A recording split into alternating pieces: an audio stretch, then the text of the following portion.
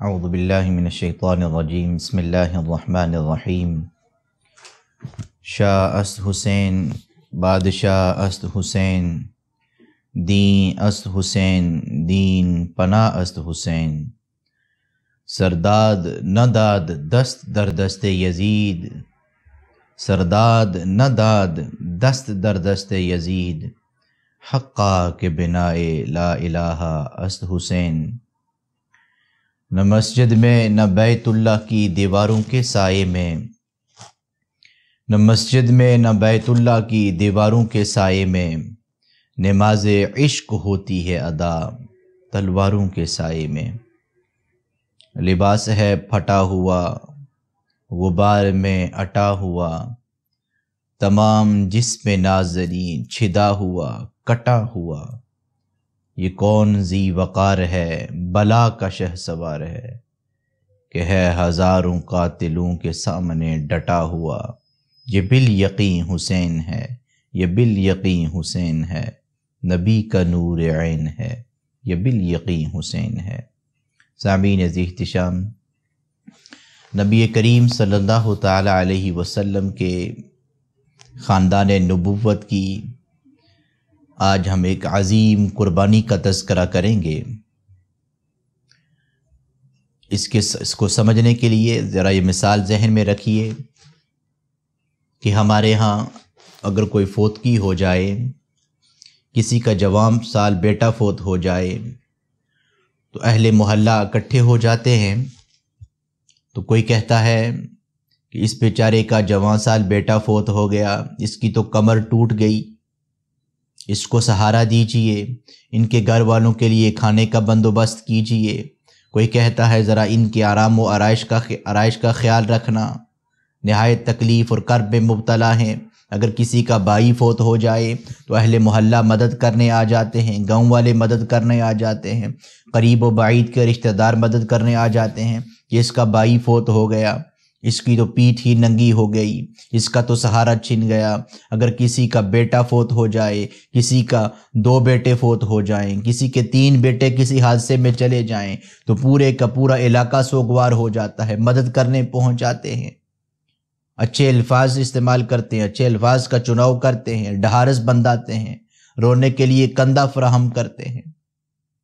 لیکن جس قربانی کا ہم تذکرہ کریں گے، نبی کریم صلی اللہ علیہ وسلم کے خاندان نبوت سیدنا امام حسین رضی اللہ تعالیٰ عنہ کی قربانی ایسی ہے کہ اپنے گھر سے دور مکہ معظمہ، نبی کریم صلی اللہ علیہ وسلم کے پیارے شہر جس میں اللہ تبارک و تعالیٰ کا گھر ہے، اس گھر سے بھی دور، مدینۃ الرسول صلی اللہ تعالیٰ علیہ وسلم سے بھی دور، اپنے علاقے سے، اپنے محلے سے، اپنے چاہنے والوں سے، اپنے رشتہ داروں سے، اپنے رفقا سے دور، کربلا میں، عراق، مدینۃ الرسول کہاں، مکہ کہاں، اور پھر عراق کہاں، کوفہ کہاں، پھر کربلا کا وہ تپتا ہوا میدان، کربلا کی وہ تپتی ہوئی ریت کہاں۔ جب سیدنا امام حسین رضی اللہ تعالیٰ عنہ پر آزمائش آتی ہے تو آپ رضی اللہ تعالیٰ عنہ تنہا اللہ تبارک و تعالیٰ کی بارگاہ میں کھڑے ہوتے ہیں۔ آپ رضی اللہ تعالیٰ عنہ جب قربانیاں دے رہے ہوتے ہیں تو کوئی اہل محلہ پاس نہیں ہوتا جو کہ سہارا دے سکے، کوئی آپ کا رفیق، کوئی آپ کے چاہنے والا، کوئی آپ کے گاؤں والا بھی پاس نہیں ہوتا کہ سہارا دے سکے۔ سیدنا امام حسین رضی اللہ تعالیٰ عنہ تنہا کربلا کے میدان میں اپنے 6 ماہ کے شیر خوار علی اصغر کی لاش کو بھی اٹھاتے ہیں۔ کوئی سہارا دینے والا نہیں ہوتا، کوئی محلے والا یہ نہیں کہنے والا ہوتا کہ اس کی تو کمر ٹوٹ گئی،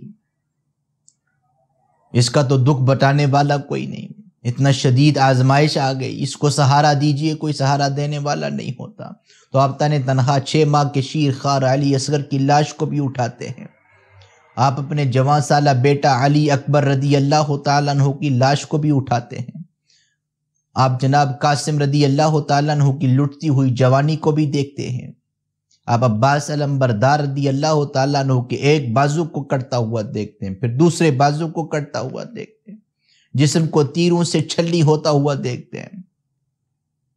خاندان نبوت کی ناموس پر حملہ ہوتا ہوا بھی دیکھتے ہیں۔ لیکن اس کے باوجود اپنے جسم پر تیروں کے نشان کھا کر کے، تیروں کے زخم کھا کر کے، نیزے اور بہالوں کے زخم کھا کر کے، آخر میں اپنا خون سے وضو کر کے سر سجدے میں رکھ کر آسمان کی طرف دیکھ کر مسکراتے ہیں اور گویا اللہ تبارک و تعالیٰ سے یہ سوال کرتے ہیں کہ بار الہ جتنی بھی آزمائشیں مجھ پر آئیں، جتنے بھی امتحانات مجھ پر آئے، مولا وہ سارے امتحانات کو میں نے برداشت کیا۔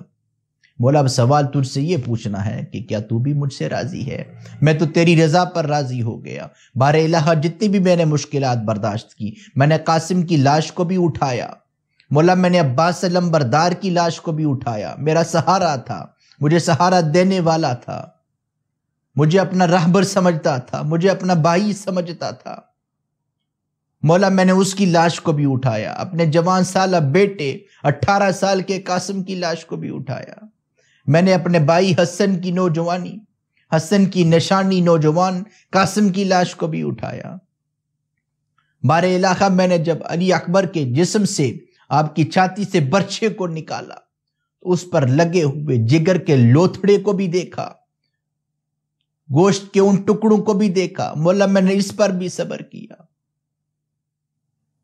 مولا میں نے مشکیزے کی جانب لگتے ہوئے تیر، میں نے اپنے خاندان کی چھوٹی بچیوں سکینہ کو بھی بلبلاتے ہوئے دیکھا، میں نے علی اصغر کو پیاسے خلق میں تیر کھاتے ہوئے بھی دیکھا۔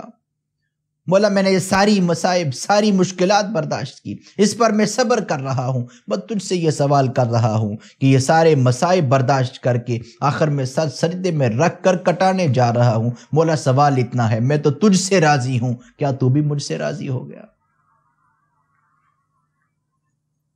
اللہ تبارک و تعالیٰ کا یہ اصول سرکار دو عالم صلی اللہ تعالیٰ علیہ وسلم کی احادیث مبارکہ کے ذریعے ہمارے سامنے پہنچا کہ جو بھی بندہ اللہ تبارک و تعالیٰ کے ساتھ محبت کا دعویٰ کرتا ہے تو اللہ تبارک و تعالیٰ اس بندے کو اس کے ایمان کے مطابق آزمائش میں ڈالتے ہیں۔ جس کے ایمان کی سٹرنتھ زیادہ ہوتی ہے، جس کا ایمان قوی ہوتا ہے تو اللہ تبارک و تعالیٰ اتنی ہی زیادہ آزمائشوں میں ڈالتے ہیں۔ اور سرکار دو عالم صلی اللہ تعالیٰ علیہ وسلم فرماتے ہیں کہ بندے کو آزمائشوں میں ڈالا جاتا ہے، اس کے ایمان کے مطابق زیادہ سے زیادہ آزمائشیں آتی ہیں۔ پھر ایک وقت ایسا آتا ہے کہ جب اس بندہ اس دنیا سے جا رہا ہوتا ہے تو وہ گناہوں سے بالکل پاک و صاف ہو کر جا رہا ہوتا ہے۔ اپنے آزمائشوں کی وجہ سے، امتحانات و ابتلا کی وجہ سے اس کے سارے گناہ دھل چکے ہوتے ہیں، وہ بندہ پاک و صاف ہو کر اللہ تبارک و تعالیٰ کی بارگاہ میں پیش ہو رہا ہوتا ہے۔ اور یقیناً انبیاء علیہم السلام ان سے خطا کا سرزد ہونا امر محال ہے، یہ ہو ہی نہیں سکتا، لیکن وہ بھی جب اللہ تبارک و تعالیٰ کی محبت کا دعویٰ کرتے ہیں اور یقیناً اپنے دعوے میں بدرجہ اتم ہوتے ہیں، ان کا دعویٰ اتمام تک ہوتا ہے، آخری درجے پر ان کا دعویٰ ہوتا ہے، تو انبیاء علیہم السلام کو بھی اللہ تبارک و تعالیٰ آزمائشوں میں ڈالتے ہیں۔ اللہ تبارک و تعالیٰ کا پیغام پہنچانے کی پاداش میں انبیاء علیہم السلام کو قتل کر دیا گیا۔ اللہ تبارک و تعالیٰ نے ارشاد فرمایا ان الذین یکفرون بآیات اللہ ویقتلون النبیین بغیر الحق، کہ یہ وہ لوگ ہیں جنہوں نے اللہ تبارک و تعالیٰ کے انبیاء علیہم السلام کو ناحق قتل کیا۔ وجہ کیا تھی کہ وہ لوگ وہ انبیاء علیہم السلام لوگوں کو اللہ تبارک و تعالیٰ کا پیغام پہنچاتے تھے، اللہ تبارک و تعالیٰ کے دین محبت کی طرف دعوت دیتے تھے، تو اس کا صلہ کیا دیا گیا کہ ان کو قتل کر دیا گیا۔ نوح علیہ السلام کے متعلق قرآن پاک میں آتا ہے کہ اللہ تبارک و تعالیٰ کی بارگاہ میں التجا کرتے ہیں کہ بار الہ میں تو ان تک پیغام پہنچا رہا ہوں، لیکن یہ مخالفت پر اتر آئے، مخاصمت پر اتر آئے۔ قال ربی انی دعوت قومی لیلا و نہارا، اللہ تبارک و تعالیٰ میں دن رات ان کو تیرا پیغام محبت سنا رہا ہوں، تیرے دین کی تبلیغ کر رہا ہوں، دعوت دے رہا ہوں۔ فلم یزدہم دعائی الا فرارا، جب میں دعوت دیتا ہوں تو اللہ تبارک و تعالیٰ یہ راہ فرار اختیار کرتے ہیں، اس پر بضد ہو جاتے۔ وَإِنِّي كُلَّمَا دَعَوْتُهُمْ لِتَغْفِرَ لَهُمْ جَعَلُوا أَصَابِعَهُمْ فِي آذَانِهِمْ وَاسْتَغْشَوْا ثِيَابَهُمْ وَأَصَرُّوا وَاسْتَكْبَرُوا اسْتِكْبَارًا، یہ بار الہ جب ان کو دعوت دیتا ہوں کہ اللہ تبارک و تعالیٰ کے راستے پر آ جاؤ، اللہ تبارک و تعالیٰ تمہارے گناہوں کو معاف کر دے گا، تو بجائے اس دعوت کو سننے کے یہ اپنے کانوں میں انگلیاں ڈال لیتے ہیں، اپنے چہروں کو، اپنے جسموں کو چھپا لیتے ہیں، چہرہ دوسری طرف کر کے گزر جاتے ہیں۔ یہ تو نفرت پر اتر آئے، اللہ تبارک و تعالیٰ یہ غرور و تکبر، گھمنڈ پہ اتر آئے۔ تکبر کی انتہا انہوں نے کر دی۔ وجہ کیا تھی کہ نوح علیہ السلام ان کو اللہ تبارک و تعالیٰ کے دین کی طرف بلاتے تھے، لیکن آزمائشیں برداشت کرنی پڑی۔ موسیٰ علیہ السلام جب اللہ تبارک و تعالیٰ کے دین کی طرف بلاتے ہیں تو ان کو بھی مصائب برداشت کرنا پڑے۔ موسیٰ علیہ السلام اور ان کے حواریوں کو، ان کے چاہنے والوں کو تکالیف برداشت کرنی پڑی، حتیٰ کہ موسیٰ علیہ السلام کو اپنا علاقہ چھوڑنا پڑا، ان کا پیچھا کیا گیا۔ ابراہیم علیہ السلام جب اللہ تبارک و تعالیٰ کا پیغام لے کر جاتے ہیں تو ابراہیم علیہ السلام پر ظلم و بربریت کے پہاڑ توڑے جاتے ہیں،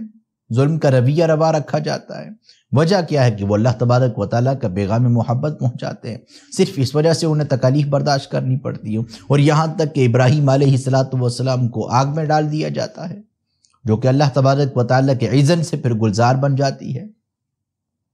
اور پھر اللہ تبارک و تعالیٰ نے جب ابراہیم علیہ السلام کو بیٹا عطا فرمایا، جو کہ سیدنا اسماعیل علیہ السلام کی صورت میں اللہ تبارک و تعالیٰ نے یہ نعمت عطا فرمائی،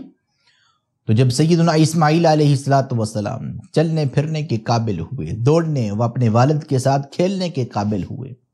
تو اس وقت اللہ تبارک و تعالیٰ ایک اور آزمائش میں مبتلا کر دیتے ہیں۔ فرماتے ہیں کہ ابراہیم علیہ السلام مجھ سے محبت کا دعویٰ کرتے ہو، محبت تو کرتے ہو، لیکن اب میری محبت میں اس بیٹے سے جو محبت کرتے ہو اس محبت کو قربان کر دو، اس بیٹے کو ذبح کر دو۔ ابراہیم علیہ السلام اپنے بیٹے کے پاس جاتے ہیں، گفتگو ہوتی ہے، محو گفتگو ہوتے ہیں، وہ جو سارا کلام ہے اللہ تبارک و تعالیٰ نے اس گفتگو کو قرآن پاک کا حصہ بنا دیا۔ اللہ تبارک و تعالیٰ ارشاد فرماتے ہیں کہ فَلَمَّا بَلَغَ مَعَهُ السَّعْيُ قَالَ يَا بُنَيَّ إِنِّي أَرَىٰ فِي الْمَنَامِ۔ ابراہیم علیہ السلام اپنے بیٹے کے پاس جاتے ہیں اور کہتے ہیں کہ میرے بیٹا، میں نے خواب میں دیکھا، انی ارا فی المنام انی اذبحک، بیٹا میں تجھے ذبح کر رہا ہوں، فانظر ماذا ترى، اب تجھ سے یہ پوچھنا چاہتا ہوں کہ تیری اس کے متعلق کیا رائے ہے، تو اس کے متعلق کیا سوچتا ہے؟ تو بیٹا کہتا ہے اگر اللہ تبارک و تعالیٰ کی جانب سے یہی حکم ہے، اگر یہ اللہ تبارک و تعالیٰ کی جانب سے حکم ہے تو فانظر ماذا ترى قال یا ابت افعل ما تؤمر، تو بیٹا کہتا ہے کہ والد محترم جو کچھ اللہ تبارک و تعالیٰ نے آپ کو حکم دیا ہے آپ کر گزریے، ستجدنی انشاء اللہ من الصابرین، کہ آپ اللہ تبارک و تعالیٰ کے اذن سے، اللہ تبارک و تعالیٰ کے حکم سے مجھے صابرین میں سے پائیں گے۔ اب یہ گفتگو دیکھیے، باپ کہتا ہے ذبح کرنا چاہتا ہوں، تو پھر بیٹے کا انداز محبت دیکھیے، بیٹے کی تابع فرمانی دیکھیے کہ بیٹا کہتا ہے ٹھیک ہے والد محترم، آپ میرا گلا کاٹنا چاہتے ہیں، مجھے اندازہ ہے اس بات کا، آپ مجھے ذبح کرنا چاہتے ہیں، مجھے اس بات کا اندازہ ہے، لیکن اس کے باوجود میں کہتا ہوں کہ یا ابت افعل ما تؤمر، جو اللہ تبارک و تعالیٰ کی جانب سے آپ کو حکم دیا گیا ہے آپ وہ کر گزریے، مجھے ذبح کر دیجئے۔ اس پر اقبال کہتے ہیں نا، یہ فیضان نظر تھا کہ مکتب کی کرامت تھی، سکھائے کس نے اسماعیل کو آداب فرزندی، کہ والد کہتے بیٹا ذبح کرنا چاہتا ہوں، بیٹا زمین پر لیٹ جاتا ہے، اللہ تبارک و تعالیٰ وہ منظر بیان کرتے فَلَمَّا أَسْلَمَا وَتَلَّهُ لِلْجَبِينِ، جب سیدنا ابراہیم علیہ السلام نے اپنے بیٹے کو زمین پر چت لٹا دیا، گلے پر چھری چلا دی، لیکن اللہ تبارک و تعالیٰ نے بچا لیا، اور میں وَفَدَيْنَاهُ بِذِبْحٍ عَظِيمٍ، اللہ تبارک و تعالیٰ نے سیدنا اسماعیل علیہ السلام کے بدلے جنت سے ایک دمبا لا کر اس کو ذبح کیا گیا، لیکن یقیناً بہت بڑی آزمائش ہے۔ اللہ فرماتا ہے ان ھذا لہو البلاء المبین، یقیناً بہت بڑا ابتلا کا یہ معرکہ تھا جو ابراہیم علیہ السلام نے سر کیا، اور یہاں پر سیدنا اسماعیل علیہ السلام کو اللہ نے قربان ہونے سے بچا لیا۔ لیکن جب سرکار دو عالم صلی اللہ تعالیٰ علیہ وسلم کی باری آتی ہے، سرکار دو عالم صلی اللہ تعالیٰ علیہ وسلم کے خاندان نبوت کی باری آتی ہے، تو وہ جو قربانی جو کہ سیدنا اسماعیل علیہ السلام کی صورت میں ان کو بچا لیا گیا، تو وہ قربانی اپنے درجہ تمام کو پہنچ جاتی ہے، آخری حد تک پہنچ جاتی ہے کہ زمین و آسمان والے ششدر رہ جاتے ہیں کہ جب خاندان نبوت محمد مصطفیٰ صلی اللہ علیہ وسلم کی باری آتی ہے تو وہ جو قربان ہونے سے اسماعیل کو بچا لیا گیا، یہاں آخری درجہ میں سیدنا امام حسین رضی اللہ تعالیٰ عنہ اپنے پورے گھرانے سمیت اللہ تبارک و تعالیٰ کی بارگاہ میں قربان ہو جاتے ہیں۔